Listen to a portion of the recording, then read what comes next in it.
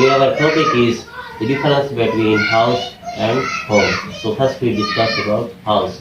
House is used for building, made for family, people or rent to live in. یعنی وہ عمارت جو کسی خاندان لوگوں یا کرائے پر دینے کے لیے بنائی جائے اسے ہاؤس کہا جاتا ہے. House is concrete and having physical existence. House concrete ہوتا ہے اور وہ فزیکل ایگزسٹینس بھی رکھتا ہے. Home is use for a family living in a house.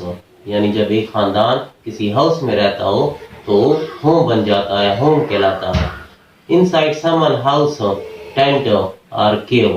جب ایک خاندان کسی دوسرے خاندان کے ساتھ گھر میں رہتا ہے یا کسی غار میں رہتا ہے یا کسی خیمے میں رہتا ہے تو اس کا ہوم کہلاتا ہے. The place where we barn.